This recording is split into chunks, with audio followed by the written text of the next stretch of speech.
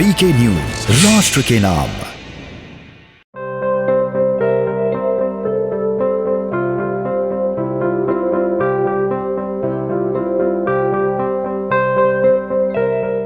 गुजरात के पंचमहल जिले में प्रसिद्ध महाकाली मंदिर के ऊपर करीब 500 साल पहले बनी दरगाह को उसकी देखरेख करने वालों की सहमति से हटाकर कुछ महीने बाद ही प्रधानमंत्री नरेंद्र मोदी ने उसी मंदिर में यहां पर शिखर पर पारंपरिक पताका फहरा दिया, जिसके बाद पूरी दुनिया देखते रह गई। जहां पर 500 साल पुरानी दरगाह हटाई गई, पीएम मोदी ने उसी के शिखर पर पताका फहरा दिया।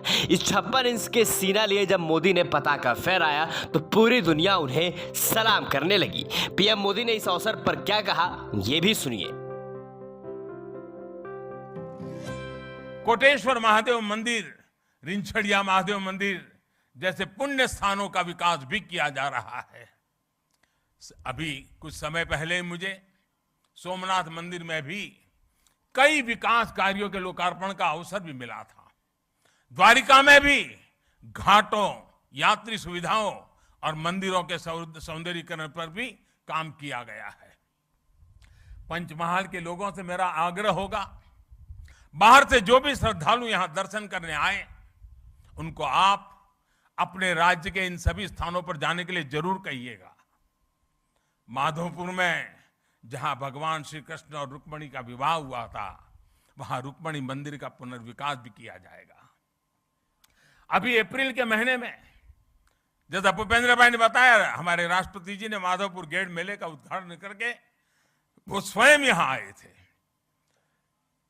तीर्थों का ये विकास केवल आस्था के विकास का विषय तक से ही सीमित नहीं है, बल्कि हमारे तीर्थ समाज की गतिशीलता और राष्ट्र की एकजुटता के भी एक बड़े महत्वपूर्ण जीवंत प्रतीक है।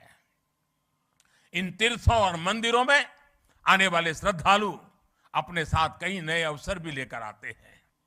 किसी भी क्षेत्र में पर्यटन बढ़ता है तो रोजगार भी बढ़ता है, इंफ्रास्ट्रक्चर का भी विकास होता है।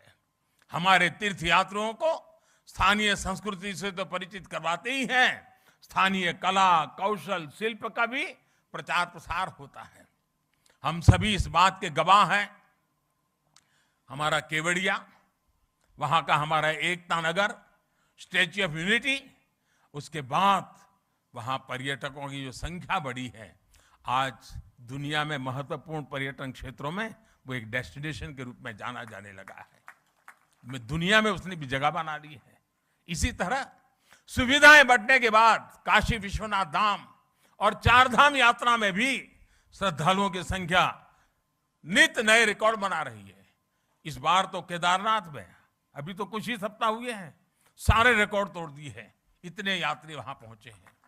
पावागढ़ के विकास से मंदिर में आने वाले श्रद्धालुओं की संख्या बढ़ेगी, तो उसका लाभ बड़ौदा हो, पंचमहाल हो, इस पूरा हमारा वनवासी पट्टा हो, हमारे आदिवासी भाई बहन हो, सबके जीवन में एक बहुत बड़ी ताकत भरने वाला है।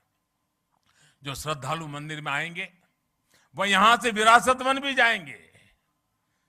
विरासत वन प्रकृति, पर्यावरण, परंपरा और आयुर्वेद जैसे विषयों पर देश के लिए एक बड़ा आकर्षण और प्रेरणा का केंद्र बन सकता है। दरअसल ये मंदिर चपनोर पावगढ़ में पुरातत्व उद्यान का हिस्सा है, जो यूनेस्को के विश्व विरासत सूची में शामिल है और हर साल यहाँ पर लाखों श्रद्धालु मंदिर में दर्शन करने आते हैं। मंदिर के एक अधिकारी ने बताया है कि मंदिर का शिखर को सुल्तान महमूद ने बिगेड़ा ने 15वीं सदी में चपनोर पर किए गए हमले के दौरान ध्वस्त कर दिया था। उन्हें बताया है कि शिखर को ध्वस्त करने के बाद कुछ ही दिन बाद ही मंदिर के ऊपर दरगाह बना दी गई थी। ऐसे में अब दरगाह यहाँ पर हटा दी गई और मोदी 56 इंच का सीना लिए यहाँ पर अपना पताका फहरा दिया, जिसके बाद पूरी दुनिया देखती रह गई।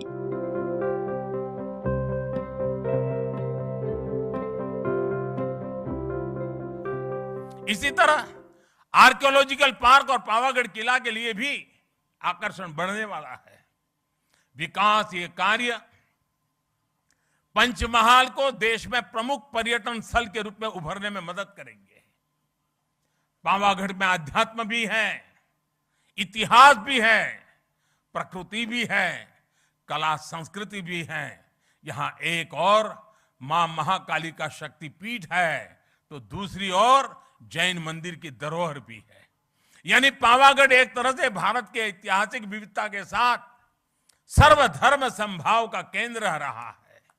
यूनेस्को ने चांपानेर के पुरातत्व स्थल को विश्व धरोहर वर्ल्ड हेरिटेज के रूप में इस साइट को दर्ज किया हुआ है।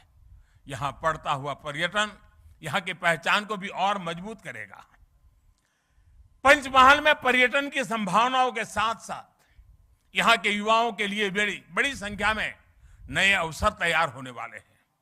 हमारे आदिवासी भाई बहनों के विशेष रूप से रोजगार के नए अवसर आने वाले हैं। आदिवासी समाज की कला, संस्कृति और पारंपरिक कौशल को भी नई पहचान मिलने वाली है। और हमारा पंचमहाल तो बैजू बावरा जैसे महान गायकों की धरती रहा है। वो प्रतिभा आज भी यहां की मिट्टी में है। जहां विरासत, वन और संस्कृति मजबूत होती है, वहां कला और प्रतिभा भी पल्लवित होती है। हमें इस प्रतिभा को भी उभारना है, नई पहचान भी देनी है। चांपानेर वो जगह है जहां साल 2006 में गुजरात का गौरव बढ़ाने वाली ज्योतिर्ग्राम योजना की शुरुआत हुई थी। मैं जब मुख्यमंत्री बना तब लोग मुझे कहते थे, साहब कम से कम शाम को खाना खाते समय बिजली मिले इतनी व्यवस्था करो। यही मां काली के चरणों में बैठ करके हमने ज्योतिर्ग्राम योजना से गुजरात में और देश में पहली बार 24 घंटे घरों में बिजली पहुंचाने में सफलता प्राप्त की थी। और तब उस समय के हमारे राष्ट्रपति श्री एपीजे अब्दुल कलाम जी उस कार्यक्रम में आए थे और उनके कर कमलों से हमने उसको लॉन्च किया था। ज्योतिर्ग्राम योजना ने गुजरात के विकास में एक नया अध्याय जोड़ा। इस योजना की वजह से गुजरात के लोगों को 24 घंटे बिजली मिलना शुरू हुआ। पावरगढ़ का नाम ही एक प्रकार से हवा का गढ़ है। यहां वासुदेव की विशेष कृपा रहती है। मुझे विश्वास है कि हमारे सांस्कृतिक पुनरुत्थान और विकास की जो हवा पावागढ़ में बह रही है, इसकी महक भी पूरे गुजरात और देश में पहुंचेगी। इसी भाव के साथ मैं महाकाली के चरणों में एक बार फिर मेरा नमन करता हूं। आप सभी को भी एक बार फिर बहुत बहुत शुभकामनाएं देता हूं। અને આજે જ્યારે માં કાળીના ચરણોમાં આવ્યું છું ત્યારે ગુજરાતનો વિશાળ ફલક અને અન્ય રાજ્યોથી પણ માં કાળીના ભક્તોની અનગિનત સંખ્યા ખૂબ શ્રદ્ધા સાથે અહીંયા આવતી હોય છે। એ શ્રદ્ધાળુઓને પણ અનેક અનેક શુભકામનાઓ આપું છું। કારણ એમણે જે સપના જોયા હશે, એમના પૂર્વજોએ જે સપના જોયા હશે, એમના પૂર્વજો જે આશા સાથે આવતા હતા અને નિરાશ થઈને પાછા જતા હતા,